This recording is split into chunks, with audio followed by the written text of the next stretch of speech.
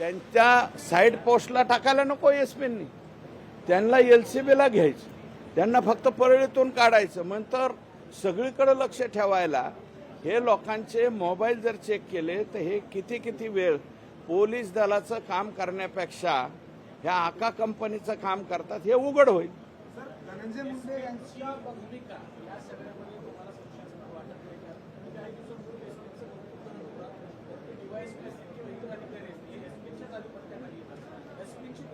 एसपींची भूमिका संशयास्पद नाही, परंतु एसपींना खालून जे अधिकारी लोक सांगतील तेच खरं असं मानण्याचा त्यांचा जो आहे तो स्वभाव चुकीचा आहे.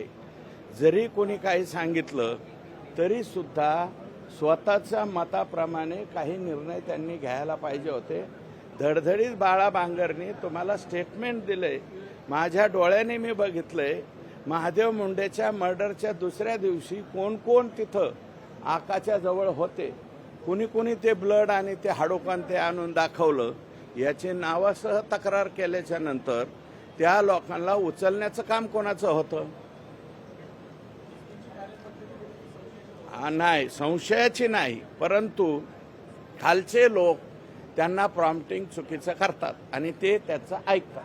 हा त्यांच्या स्वभावातला दोष आहे.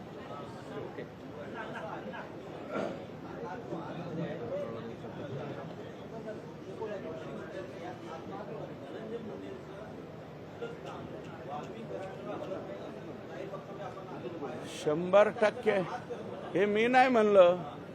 वाल्मिक म्हणजे धनंजय मुंडेंचं पान ज्यांच्या मुलं हलत नाही ते आका, असं मी नाही म्हणलं. पंकजाताई म्हणलेलं आहे. ते दसरा मेळाव्याचं स्टेटमेंट काढा, त्याच्यात ते सुद्धा म्हणलेलं. कृषी मंत्र्याचा सहभाग नाही असं कसं? सहभाग आहे ना. कृषी मंत्रालयापर्यंत याचे धागेदोरे, पीक विम्याच्या घोटाळ्याचे, त्याच्यानंतर नॅनो युरिया, नॅनो DAP, कापसाची बंडी, सोयाबीनच्या बाबतीतल्या काही ज्या करायच्या हे आहे, स्प्रे पंप, प्रत्येक खरेदीमध्ये घोटाळा करण्यात आलेला आहे.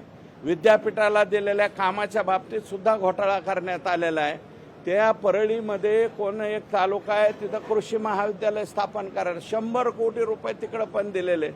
जाऊन तुमचा मीडियाचा एखादा हे पाठवा, त्या कृषी म्हणजे विद्यालय जिथं स्थापन केलंय तिथं खर्च झालेली रक्कम आणि ॲक्च्युअल काम हे पाहिलं तरी चालेल. परभणी विद्यापीठामध्ये 114 कोटी रुपये हे फक्त उचलून घेण्यासाठीच पाठवण्यात आले.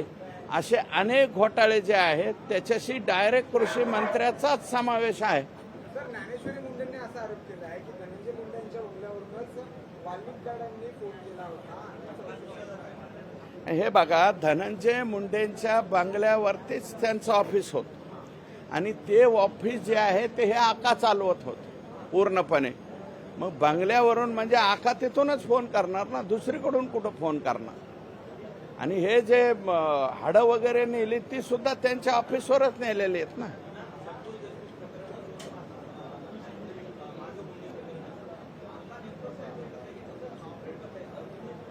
अजूनही ऑपरेट करण्याला सुप्रीम कोर्टाच्या जजमेंटप्रमाणे फोन अलाउड आहेत, फोन अलाउड आहेत.